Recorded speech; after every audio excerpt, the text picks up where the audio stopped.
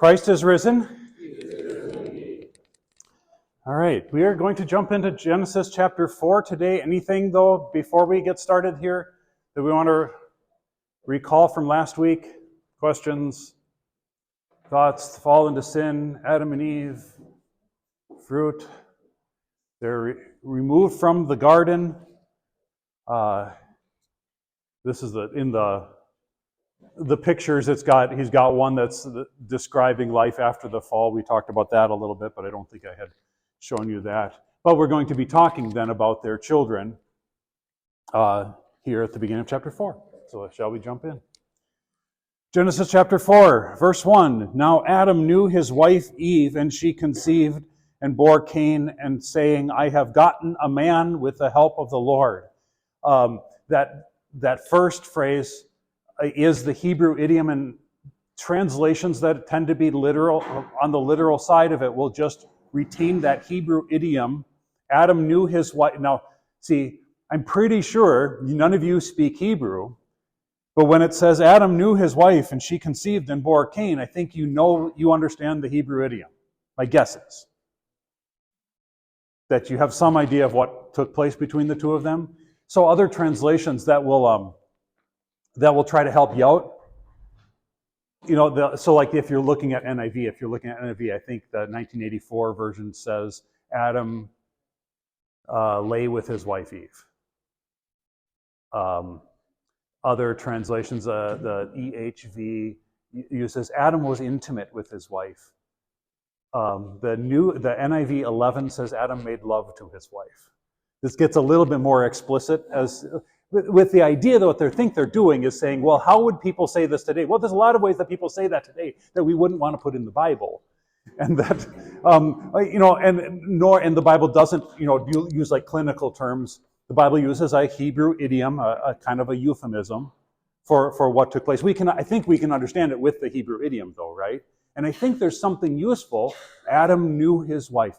Maybe that phrase intimate is not so bad. It gets at the intimate knowing that is between a husband and wife. But I think we can understand. I hope you can understand it that way when it says Adam knew his wife. But it does give some insight into what that marital act is. That there is a knowing and what that's involved in. And bore Cain, saying, I have gotten a man with the help of the Lord. So it gives them the name, and we're going to see this all through the Bible. We already had it with Adam and Eve, that their name reflects something so in Adam's case, he's called Adam because he's made from the dust, the dirt. And that's what Adam means. And he calls his wife Eve because she would be the mother of all the living. It's related to the word for life and living, right? So what about Cain? The word Cain, it says, I have gotten a man. And there's a footnote in the Bible used on that word. Other translations, I don't know what they do. I have gotten either with the help of the Lord or with the aid of the Lord. So the word Cain, or the name Cain, is related to the word. It's the same root as the word for what it says, I have gotten. Acquired, possessed, I've taken as possession. So she names the baby Cain because she got the baby, but what? In our translations it says with the help of the Lord, and that's also trying to help you out. In Hebrew, all it says is, I have gotten a man, the Lord. It's the same, it's an indicator in Hebrew that shows the indicator for a direct object. So when in the first verse, when it says Adam knew his wife, that indicator was on that word. Adam knew his wife. That's the object of the verb. And here it's I have gotten. Now it's kind of a double accusative. It's a double object. I have gotten a man, the Lord. And on the Lord, it's got that indicator that indicates an object. Translations are trying to help you out and okay, what does that mean though? I've gotten a man, the Lord. Although if you didn't try to help us out, we might actually get better at least what Luther thought when he understood this verse. I have gotten a man, the Lord. And he says, what was Eve thinking? Who does she think this baby is? where the promise was, from your seed, from the seed of the woman, will come one who will finally defeat the serpent. And she's like, here he is. I got the man. He's the man, the Lord. Now she's, if mistaken, and she's going to find out very mistaken. Cain is not the Savior, but I have gotten a man, the Lord. It's not wrong to say that it would mean that by the help of the Lord, that's how, if that's what she was thinking. But I think it's stronger than that, than just, well, God helped me through childbirth. Seems to be, anyway. All right, so Cain is the name. And again, she bore his brother Abel. And, and I don't know, it doesn't say why she named the baby Abel. Abel means like, it's the word for like breath or mist. As if he's kind of like temporary or something. I don't know, but it doesn't tell us like why she named it Abel, but his name is Abel. Now Abel was a keeper of sheep and Cain a worker of the ground. In the course of time, Cain brought to the Lord an offering of the fruit of the ground, and Abel also brought of the firstborn of his flock and of their fat portions. And so you have these two offerings, both from their, we would say from their vocation, right? One's a keeper of sheep, one has livestock, and the other has crops, ground. And they both bring an offering, but there's a difference. Verse 5, but for Cain and his offering, he had no regard. Oh, no, I'm sorry, I missed a line. The Lord had regard for Abel and his offspring, but for Cain and his offering, he had no regard. So what's the difference? Sometimes we'll try to figure out, or in commentators, I've read different things, like, and I may even like drawn it as an illustration sometime in a sermon, that the fact that Cain brought plants and Abel brought for a sacrifice, to say that the animals needed to be used for sacrifice. This is before the Levitical sacrifice system was set up. But in that you do see what is ultimately going to be the sacrifice that's going to atone for, and it's going to be a picture of the sacrifice of Christ. It's not plants. I don't know that I would put too much in that. That there was a significant difference in the fact that he brought animals and one brought plants. I don't know that I'd put too much in that. There's something different, though, between the two of them. Is it in what they brought? Now, there is a little bit of a difference in the description, right? Because how are Cain's offerings described? It just says, he brought to the Lord an offering of the fruit of the ground. How is Abel's different? He brought of the firstborn of his flock and of their fat portions. The firstborn and the fat portions. He brought the better part. Was there a difference in that? Was Cain offering not first fruits? Did he bring leftovers? Did he bring the rotted stuff? It doesn't say that. But it does make a point to say Abel's offering was the firstborn, and this would be a choice sections, and the firstborn, like the rest haven't come yet. And so there's the idea behind giving first fruits is that the rest will come, is bringing first fruits before the whole harvest has come in, trusting that I'm going to have enough. That's why, on the first day of the week in the New Testament, on the first day of the week, set aside a portion in keeping with his income. That first fruit giving is an expression of trust that God will care for us in the rest, rather than the leftovers. That God doesn't ever indicate that he's really loving leftovers. Well, if I've got enough left over at the end, then.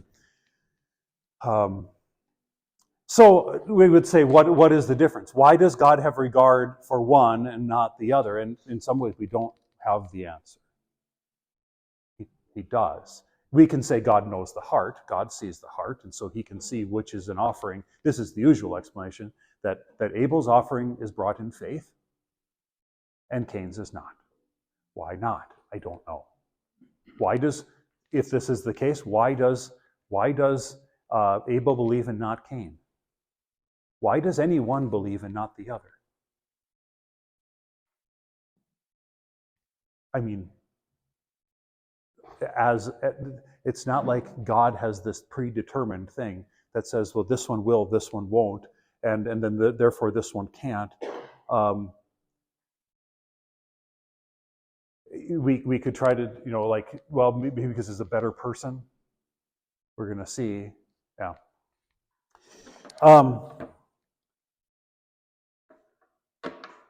What's the response? So he had Cain and his offering, he had no regard. So Cain was very angry, and his face fell. And then the Lord said to Cain, "Why are you angry, and why has your face fallen?" That the two phrases, he was angry, and his face fell. And again, that would be another idiom. But what would you imagine that looks like? His face. Some translations will say something like downcast. He was downcast. I had come across in Steckhart, he has this one sentence on this that puzzled me a little bit, but I'm thinking of it. He says, so he displayed his hatred and anger. He disguised his gestures or his appearance. So says he's angry, but then it says his face fell. What kind of emotion would you kind of associate with that? Would it be anger? Guilt, maybe, or there's some kind of almost like sadness. When you say someone's face fell, you've got this disappointment, maybe frustration, but I mean it could be anger. But what I'm kind of getting at is that they almost seem different, and I think that's what Sheckhard, he's thinking. Was what was happening on his face indicating what was going on in his heart? I'm not sure. My question is, did he look angry? Or did he put on a different face than what he was feeling? You kind of get that a little bit from what happens a little bit later when I'm thinking that when Cain and Abel finally interact. It says Cain spoke to Abel, his brother. And then he went out to the field and killed him. He spoke to him. What did he say? I would love to know what that conversation was. Did Cain tell him he was angry? Did he talk to his brother about that? Or did they just something else? And you've seen this before. You've seen this lots, I think. People not expressing the thing that they're feeling. They're, or there's something going on with them. Something happened, and they're upset about it, and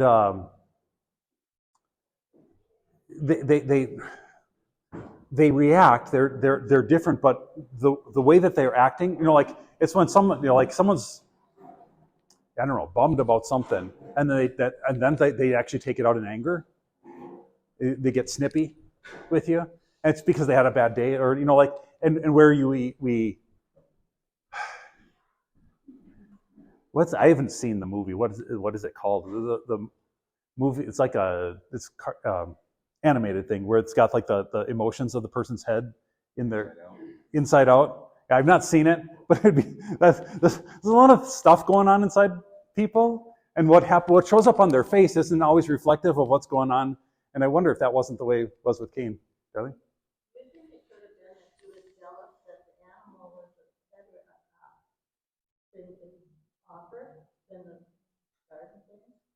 Right. Yeah, something, or he's kind of upset with God, or just disappointed. I don't know.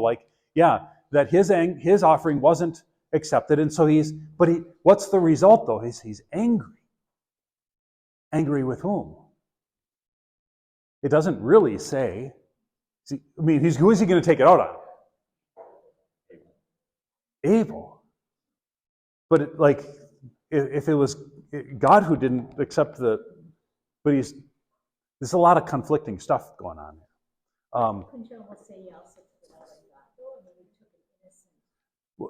God's going to take it personally. Yeah, right. It does. And we think that we can misdirect that. It's ultimately God is still involved in that, and it's his reaction by assaulting his brother is actually an assault against God, who created him and who had given him everything.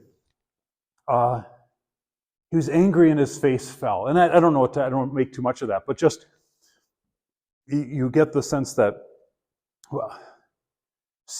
sin works on us in a lot of different ways. And one of the ways is, we ever describe someone as two-faced, right?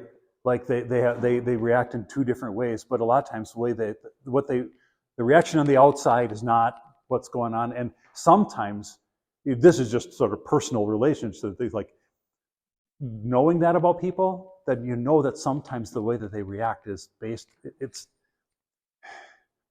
they're not reacting kind of equal to the thing that happened to them. When someone is, they're frustrated with themselves and they take that out on anger in other people or something like that. But we can see, so anger. We've had some conversations sometimes about anger and whether or not, I was recently, whether anger is always sinful. You do have, Jesus shows anger. God shows anger. So while we can say no, not in and of itself, be angry and do not sin. Is that in James? I don't forget where the passage is. And it's not only when it's going to lead to what's going to come next. It's but if it does, then anger was wrong. If the anger that leads us to other things, then that anger in and of itself, where Jesus says, anyone who hates his brother is a murderer. That the origin of the sin is sin itself. It's not just like, well, it's only sin if you take out the knife and if you're successful in ending his life. No, it's the thing that leads up to it, including the anger, is sinful. Okay. I don't want to go on it too long, but back when we were young, that translation could have been lost, that Hebrew translation, because we look at the verse in King James Version chapter 4, verse 3, it says, "He brought unto him fruit of the ground and an offering to the Lord." And then in verse 4 it says that Abel brought the firstlings of his flock, which makes me think that when he brought his offering, it was what was left. Cain brought his offering. And that was what we were taught 45 years ago, 50 years ago. Yeah. Is that it was substandard or not as from the heart. Yeah, when it doesn't say. It doesn't say it, but I don't know. I didn't translate it. The original transcript. Yeah. I don't know, but that was the way we understood, or I was taught to understand it. And that's the guilt that he felt in his heart, why his conscience fell. Yeah. Yeah. No, and so the fact that it doesn't say that. No, that's it. But also point out here the fact that God comes to Cain before he does it. He's angry and his face is downcast, and God comes to him and says, "Why?" We had that last chapter.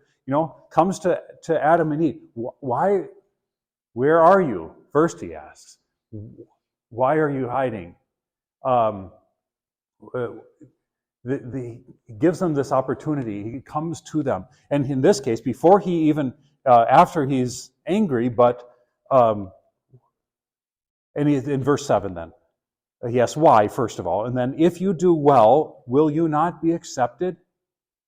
And if you do not do well, sin is crouching at the door. Its desire is contrary to you, but you must rule over it.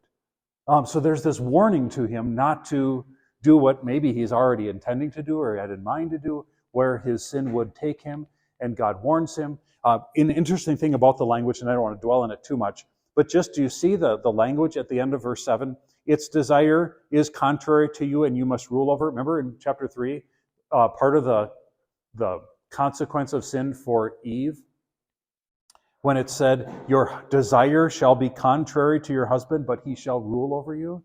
It's just, those words are the same words in that verse. It's just shifted. I don't know. I really only noticed that. Here's an example. I never noticed that before I was reading it for this. And actually, I just read that this morning, and I thought, wait a second, those words are the same. This desire, and the ESV translates in the edition. Some of yours, the ESV might not use contrary to, or might be towards or against. Someone want to tell me if that, because there are different editions of it, and what does it say there? Does it say contrary to? Anyone else say something different? What does it say? Your desire will be for your husband. Okay, so yeah, in Hebrew, the word there is just like towards and so it's in trying to figure out what does that mean? Towards, or is it against, or what? But it's the same in both of those verses, which probably helps us understand both of them. In any case, you got desire, contrary, and then ruling over. In the one it says Adam will rule over you, and then in the next one you must rule over it. That is the desire. Okay, but you can see there he's warning him, right, and a warning to push it and fight against temptation. The idea of sin crouching at the door. Later on, 1 Peter, the devil roars around like a roaring lion prowls around like a roaring lion looking for whom he will devour. The nature of temptation kind of, and if one doesn't rule over it.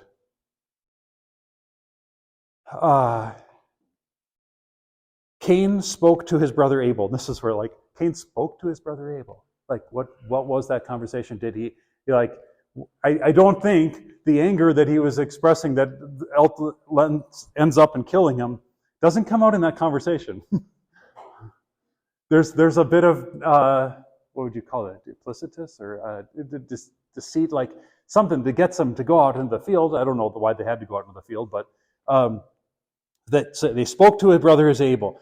How often do people speak kindly but have harbored feelings in their heart? Yeah. And when they were if he had spoke, sometimes we get because we want to be nice. That's usually a lot of times we're too nice to say what we're feeling. Do you think this is hypothetical, if Cain, because it didn't happen, but if Cain had just said what he was feeling towards Abel, do you think he would have ended up killing him? It's, again, totally hypothetical, not always that useful, but I think it is useful for us to think through. Because we're always afraid of it's going to be worse if I say what's on my mind. Always think it's going to be. Often it's not. We make up how someone's going to react to something, especially when we have to say something hard, and we don't ever find out what would have happened if I had just said it. And I might have spared a whole lot of other stuff if I had just been honest. To the point where sometimes we will flat out lie, which is, shall we say, wrong. Where we will flat out lie. When someone says, "How you doing?" Or they even say, "Is everything all right?" "Yeah, I'm fine." That's not correct. And the reason I say it's fine is because I don't want to tell you, because why?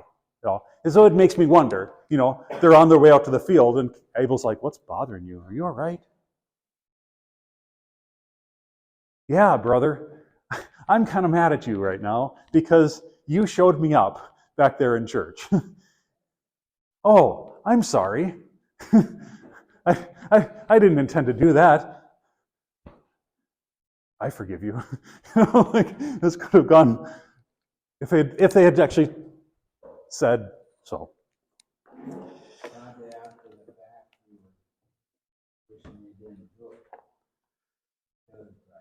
Oh, I'm sure. Yeah.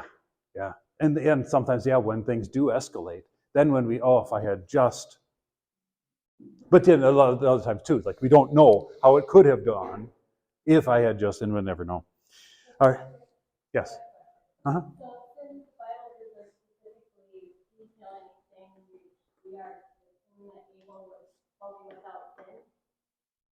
No, not without sin, but and we don't know like even like why God just says he had regard for his offering. But yeah, do you have a thought more of that?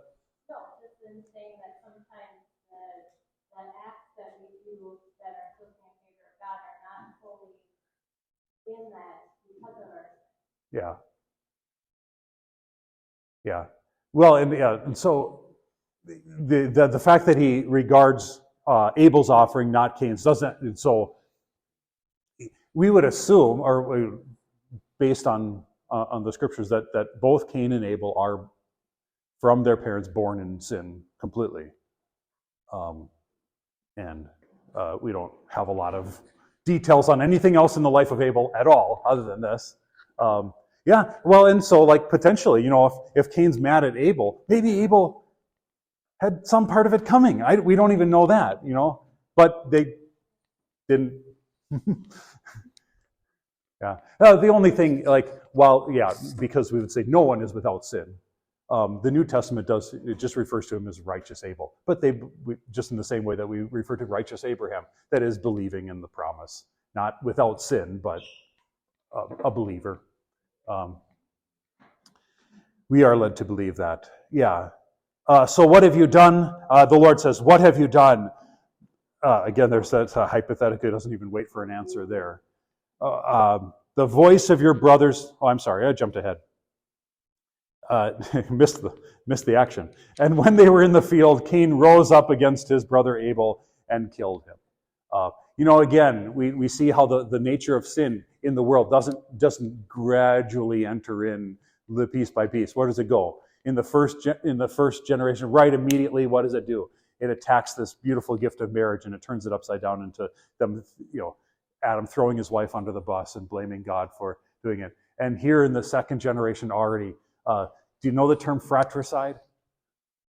You know homicide. You know suicide. So all the prefix on there indicates what it is. Homicide is killing of man. Suicide, sui is self.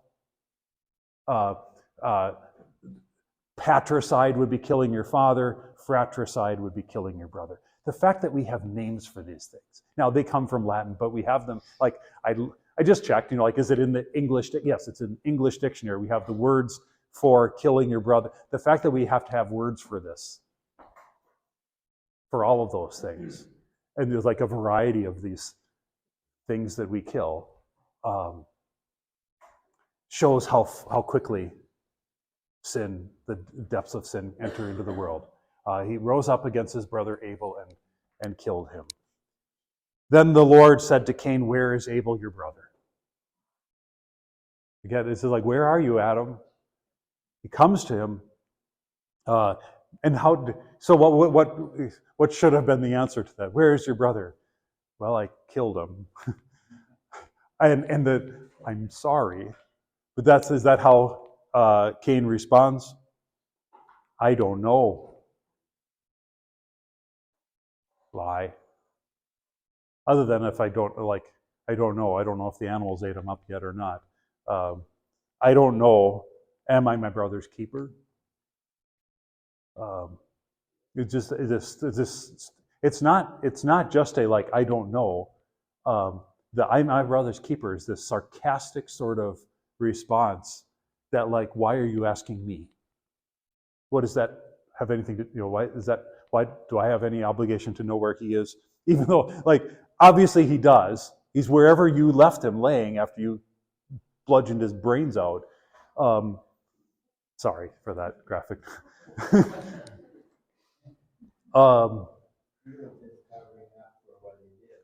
Yeah, what is trying, but it's as dumb as Adam and Eve trying to hide with fig leaves and trying to hide in the trees, right? God's not like, Adam, where are you? Oh, I was hoping you wouldn't find me. Where is your brother Abel? You got to be hiding a body is Like, you got to be very clever about that. If you've seen seen movies, you know how careful. But not something that we need to know, right? Where is your brother? I don't know. Am I my brother's keeper? And the Lord said, what have you done? He says, the voice of your brother's blood is crying out to me from the ground. And now you are cursed from the ground, which has opened its mouth to receive your brother's blood from your hand. This doesn't just go away when you kill your brother. The Lord describes it as his blood is crying out to me from the ground. He said, I hear, I see these things, and these things reach me.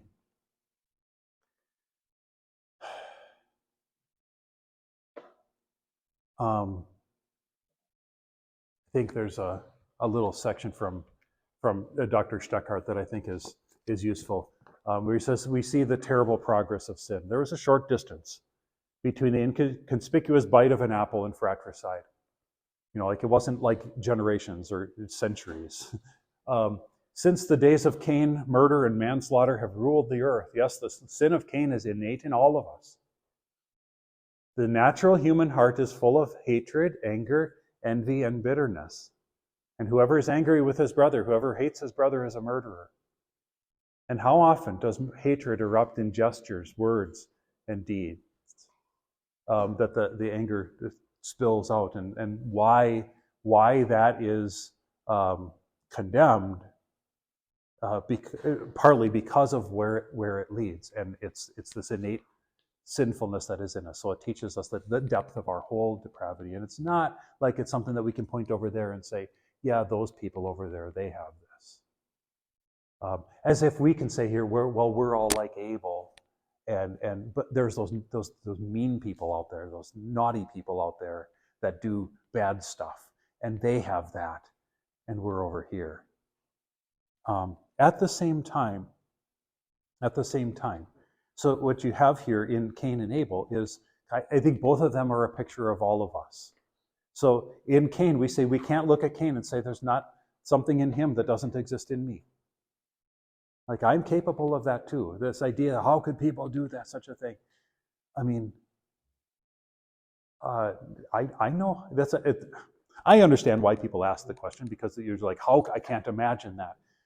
I think that's dangerous in a sense for Christians to think that there are sins that we are not capable of, because then we're not on guard against. Where we think, oh, that's impossible. I could never fall in such a way. I'm sure that people who do fall in the way, they thought that too one time. And especially when it enters in through things like hatred or even like pride over against people who do those naughty things. And then I find out, oh, like, it got me too. It just got me in a different way, right? Which is... I was thinking about Eve, since she made Cain a certain way. Mm-hmm. We've got other Bible examples of that. Like, if you think about Jacob, how he was favored, and how other sons were favored. Could you imagine how he grew up, maybe? Favored by his mom, he's the chosen one. And, kind of makes you think about envy. And then all of a sudden, maybe for the first time, he sees God putting not on him. He's expecting it. If he did everything right in his mother's eyes, but then he does something and that God's not approving, like... But we can imagine her maybe yeah. doing that because she named him that way. So yeah. And the other one was just a brat, right?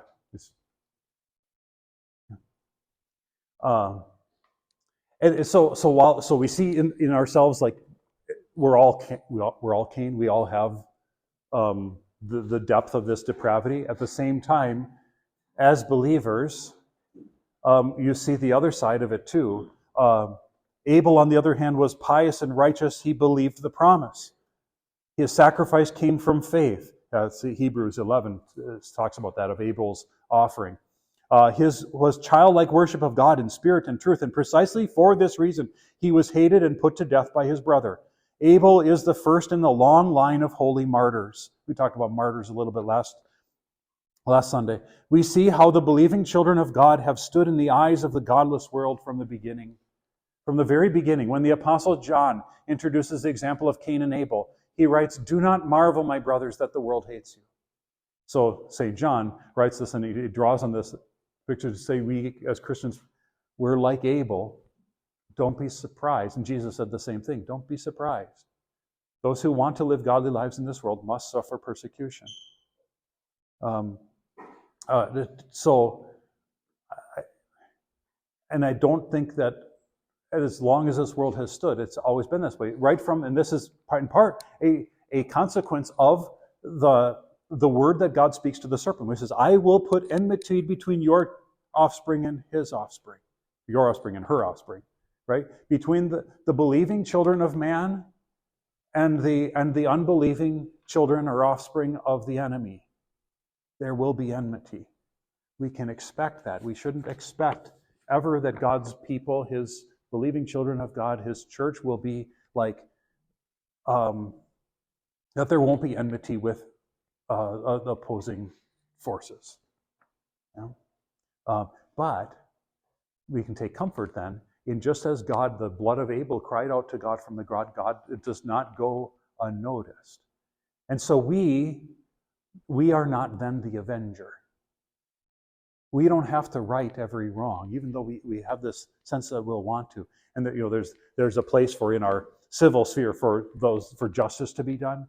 But it's not as though we, when we are wronged, whether that's in the little things or in the very big things, that we need to fix it. Who will avenge the blood of Abel? God's going to take care of that. Thus God takes up the cause of the suffering righteous. The death of his saints is considered precious before him. He will one day avenge the blood of his servants.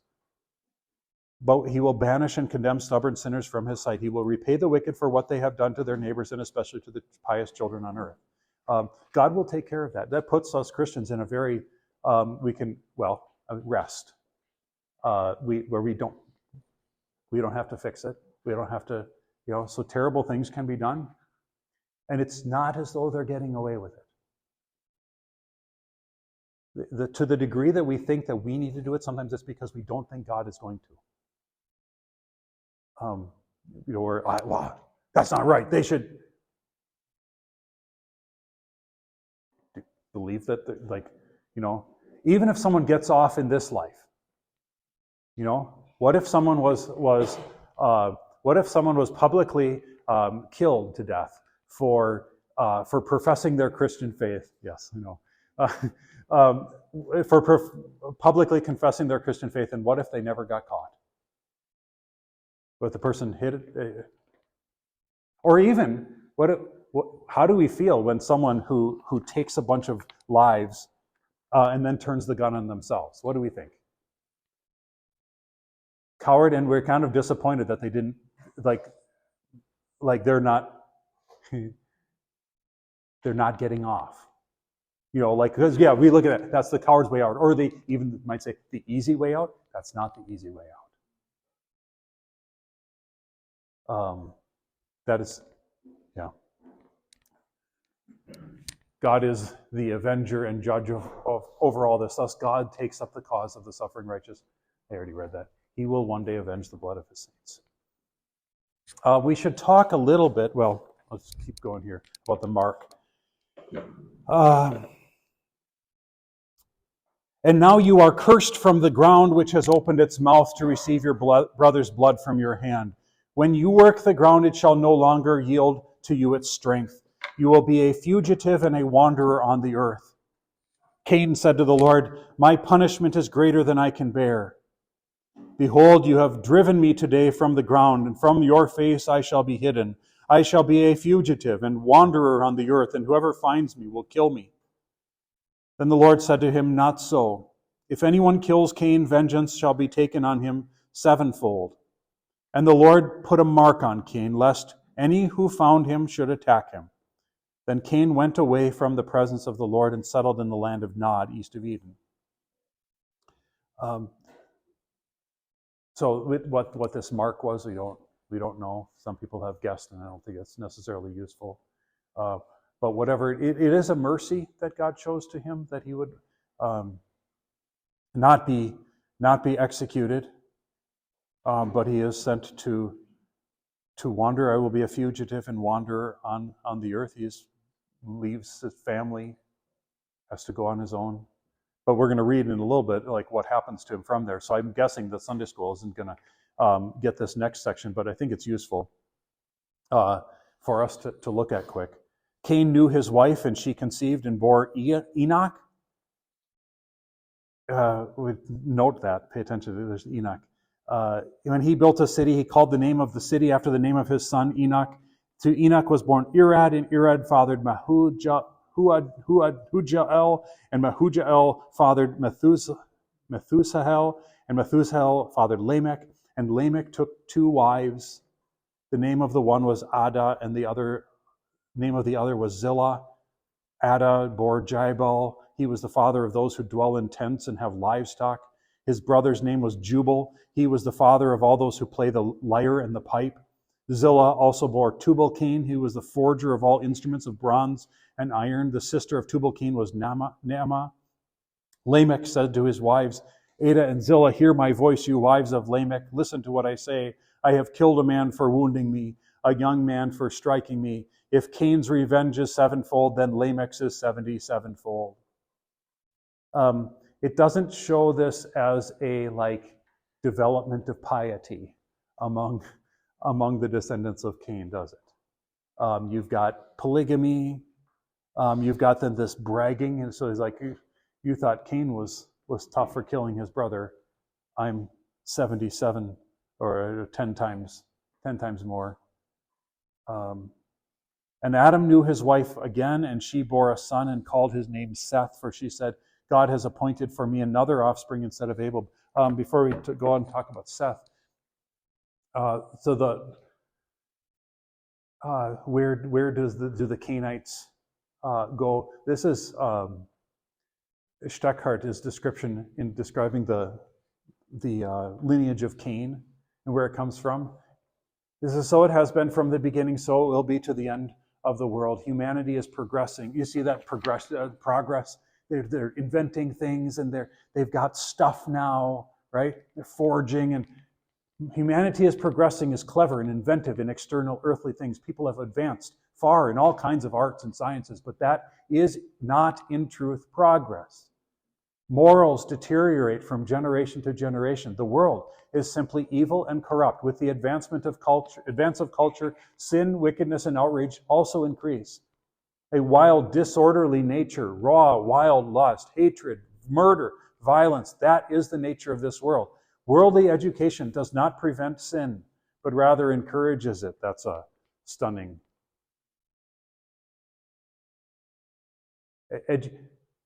Education and progress, advancement. We're accomplishing much. We're making a lot of money along the way.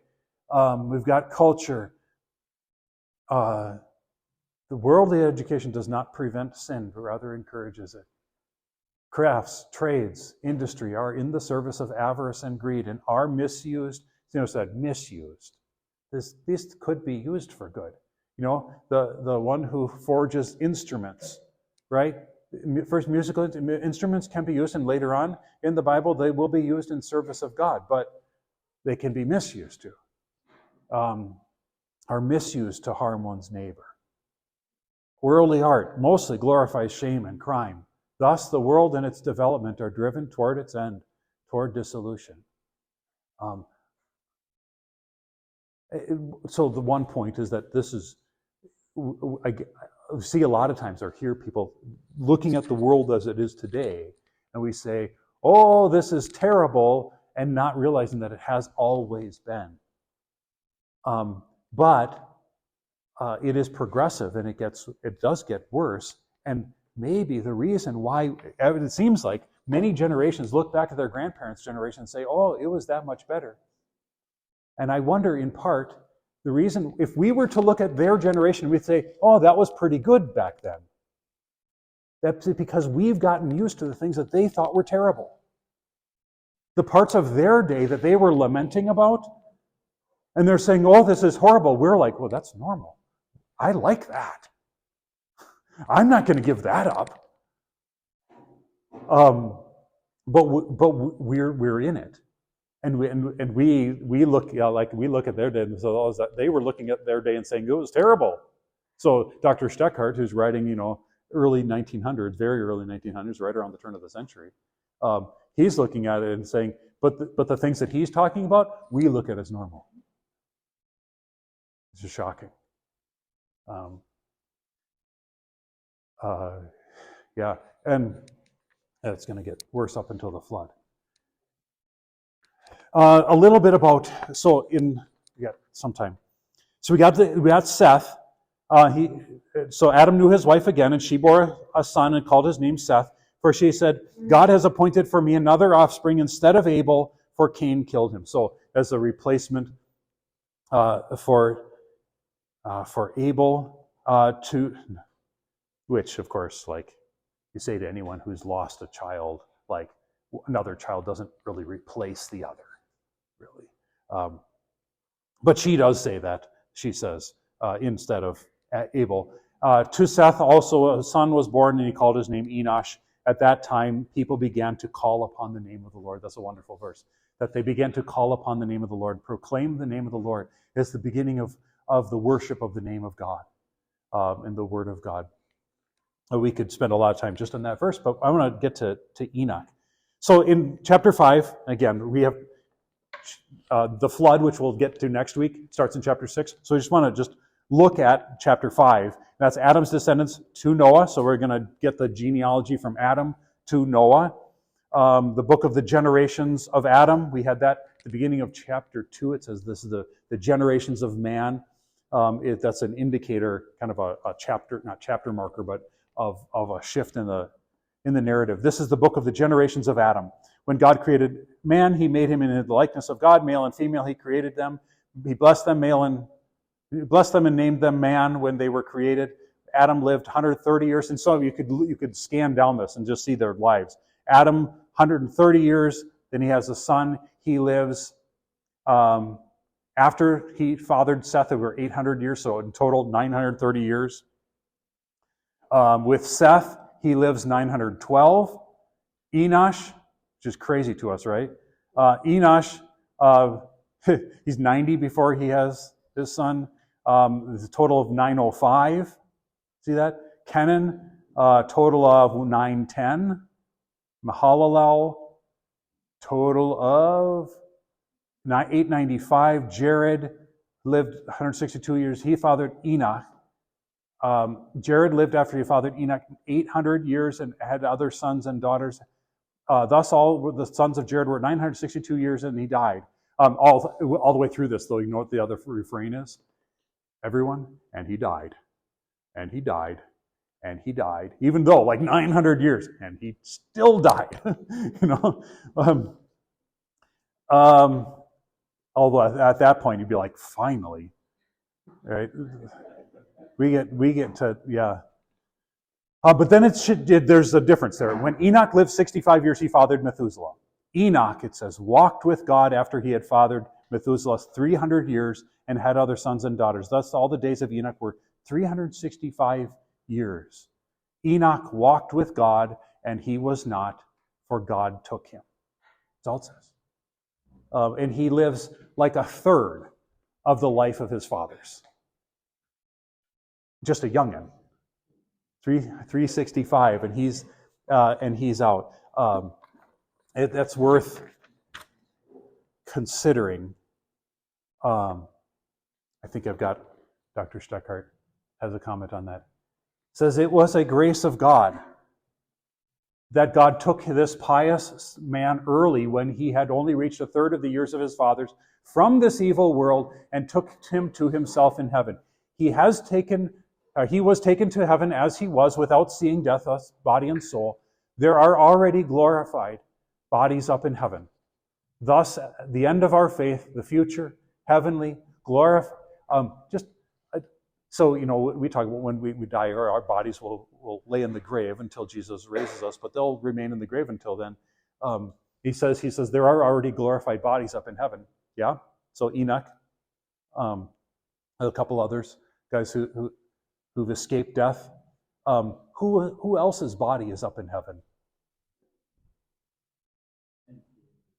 Jesus. Yeah?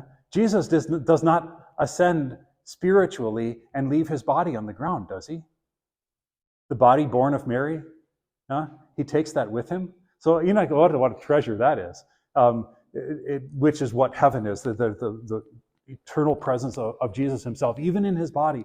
The promise of our, like, that's the origin of the phrase, that heaven is great, but it's not the end of the world.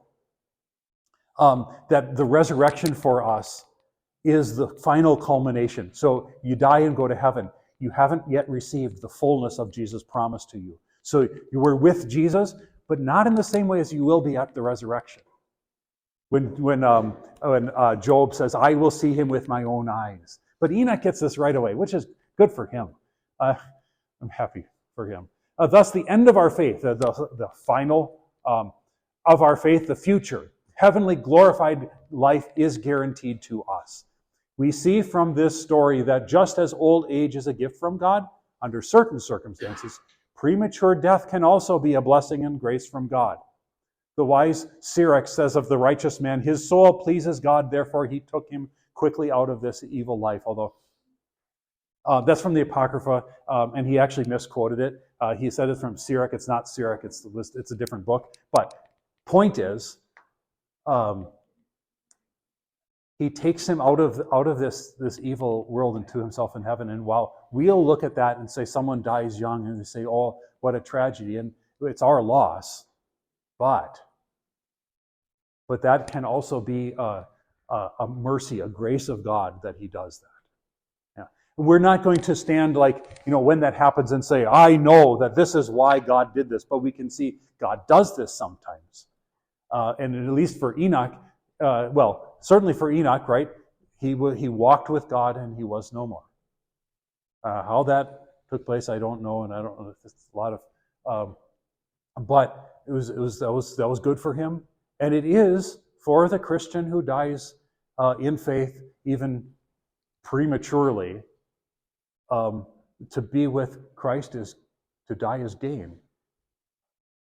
Yeah, which is also why So let them kill me. The Christian can say, let them martyr me. What have they done? They just sent me to heaven. You didn't hurt me. Yeah. Shall we close with the Lord's Prayer?